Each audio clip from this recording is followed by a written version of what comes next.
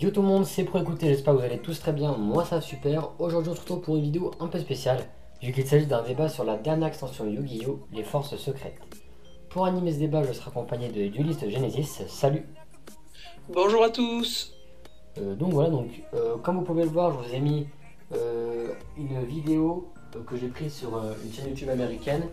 Donc une vidéo d'ouverture de 12 displays Les Forces Secrètes, avec en bas un compteur, enfin des compteurs qui disent le nombre de short print, donc de Trishula, de Brionac ou encore de Valkyrius qu'ils ont topé dans leur boîte. Donc voilà, pour que vous voyez un petit peu comment c'est difficile d'obtenir des nécroses actuellement.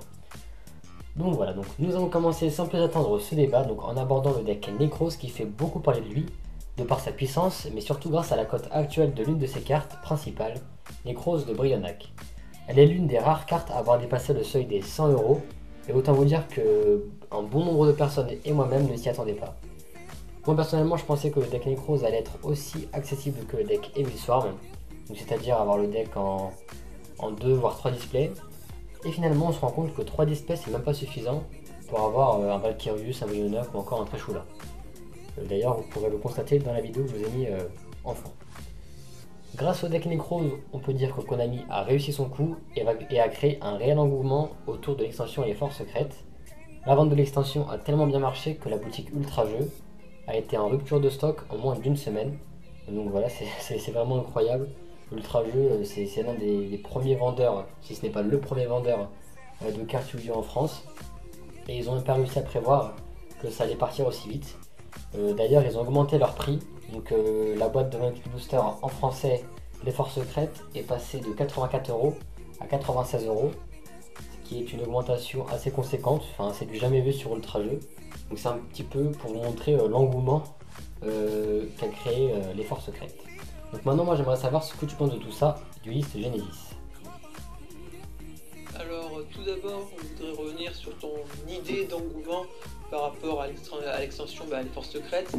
Je constate que c'est tout à fait vérifié puisque même dans les Duelist Center, on va dire dans les villes de province, cet engouement est aussi bien réel puisque à mon décès, en ne serait-ce que 2 semaines, plus de 6 boîtes ont été vendues. Donc ça fait quand même, je pense, plaisir aux commerçants de pouvoir écouler leur stock, cette extension. Mais j'avoue que cela reste quand même très surprenant de la part d'Ultra Jeux d'être en rupture de stock, sachant que Ultra Jeux est quand même, je pense, le leader français en termes de vente spécialisé dans les jeux de cartes, notamment en France. Donc c'est vrai que c'est quand même assez surprenant. Mais ce qui me surprend le plus, c'est quand même la cote que je trouve vraiment abusive de Brionac. Alors pour en dire, mieux faire comprendre mon point de vue, je vais essayer de schématiser avec un exemple. Donc à l'époque où le deck Télédad était présent dans la metagame, il était vrai que le Dragon des Ténèbres cotait énormément. Mais en même temps, cette carte, on va dire, décloisonnait, on va dire, le monde de Yu-Gi-Oh! Par exemple, si on devait attribuer une valeur entre 1 à 5 pour dire la puissance de la carte, on lui donnerait une note de 6 ou de 7, tellement cette carte était, on va dire, abusée dans le jeu.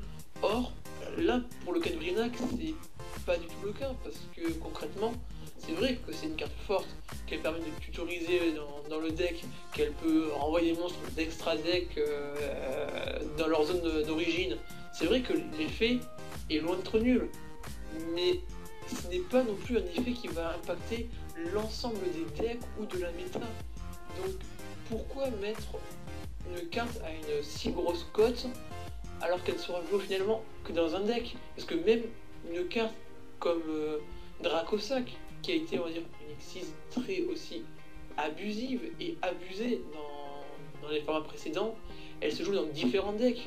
Donc sa cote était en partie justifiée, mais là, pour moi, rien ne justifie concrètement la cote actuelle de Brionac, excepté le fait que cette cote est tirée dû finalement à un manque de tirage, ce que je trouve quand même assez scandaleux de la part de Konami. Ouais, moi personnellement je suis totalement d'accord avec toi. Je pense que personne ne s'attendait à ce que Brionac soit en short print dans l'extension. Et je suis aussi d'accord avec toi sur le fait que les autres cartes qui ont dépassé le seuil des 100 € de cote étaient jouées dans beaucoup de decks. On peut notamment trouver le Guide des Enfers, qui a été, Effectivement. qui a été joué dans plusieurs decks. Le pot de dualité. Enfin, il y a vraiment plein d'autres cartes qui ont dépassé le seuil des 100 € mais qui étaient jouées dans d'autres decks. Alors que là, on a une carte qui, à elle seule, en 3 exemplaires dans le deck dans lequel elle a joué, elle coûte plus qu'un autre deck méta, quoi. Donc, Je suis tout à fait d'accord. Et bon, on va dire finalement quand même que le cas de Brionac, on rejoint un petit peu finalement quand même le cas du Spellbook of Judgment pour le deck Spellbook, sauf qu'à l'exception que Spellbook of Judgment était une carte abusée en soi, même pour le deck. Alors que Brionac, même s'il est fort, il ne reste pas abusé pour autant. oui, effectivement. Mais moi, ce qui m'a encore plus surpris, c'est que non seulement Brionac cote beaucoup et joue x3 dans le deck, mais d'autres cartes du deck ont été mis en short print, comme par exemple Valkyrius, qui est joué à x2 mais plutôt x3 dans le deck, et aussi Trishula. Donc j'arrive toujours pas à comprendre comment les joueurs de Necrose ont fait pour obtenir le deck. Sans se prêter les cartes à touche, je pense que c'est quasiment impossible. Parce que un deck qui cote autant, c'est vraiment abusé. Et je pense qu'effectivement, comme tu viens de le dire, je pense que les joueurs, même à haut niveau, vont se prêter les cartes, une bande de potes, vont tout simplement tous ensemble prendre quelques cartes et vont les réunir pour que l'un d'entre eux puisse jouer le deck. Du moins, ce sera fait, je pense, par les joueurs ayant, entre guillemets, peu de budget.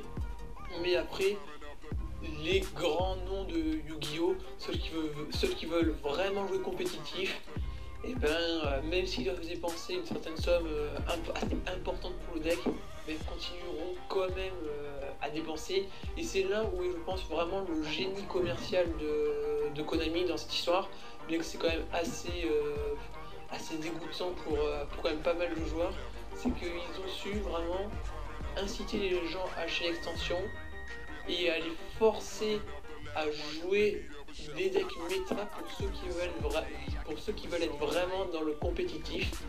Et donc c'est vraiment un très bon coup, puisque ils sont sûrs comme ça d'écouler leur stock, de faire bien vendre le produit en Europe, au TCG, mais peut-être au risque de perdre après une certaine clientèle, puisque le jeu quand même devient de plus en plus cher avec le temps.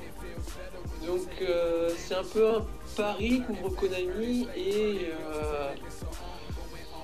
c'est à prendre ou à laisser, j'ai envie de dire, sans mauvais jeu de mots. Là, je suis d'accord avec toi, surtout que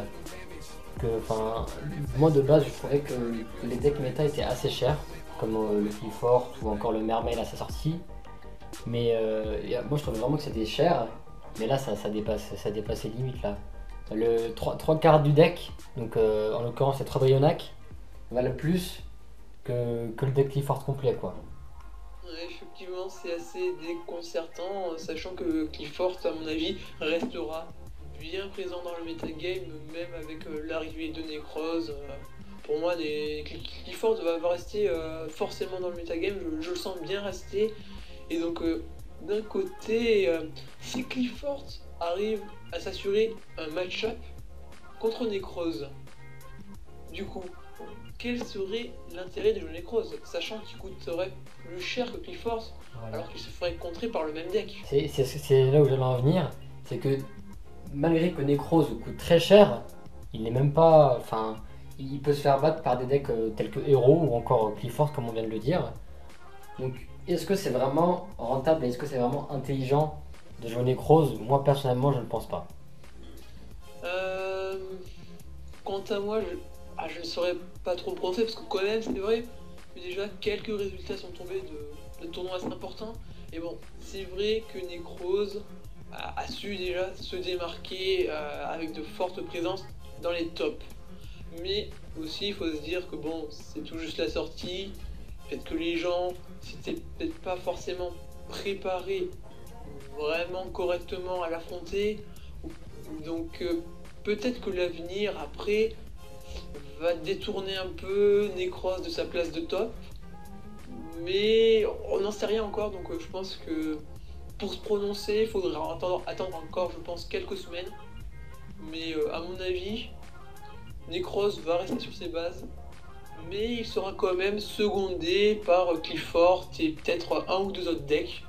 Donc il sera présent, Necros, c'est sûr et certain, mais peut-être pas dans les mêmes proportions que l'on le voit en ce début de saison actuellement. Ouais, exactement. Donc moi, je suis très impatient de voir les résultats du RXS Prague qui va se dérouler, si je ne me trompe pas, le week-end prochain, il me semble.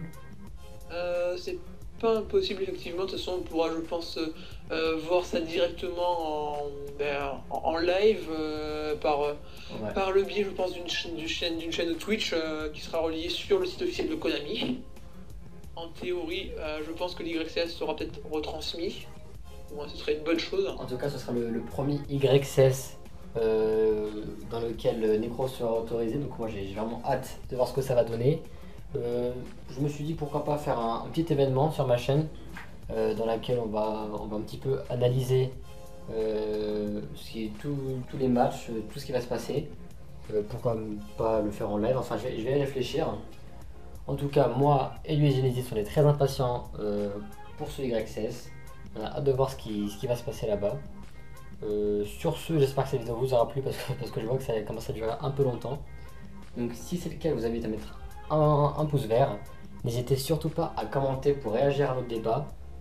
Moi et lui et Genesis, on sera ravis de vous répondre et de participer au débat avec vous. Sur ce, j'espère que cette vidéo vous aura plu. Je vous dis à la prochaine et bye tout le monde. Ciao ciao.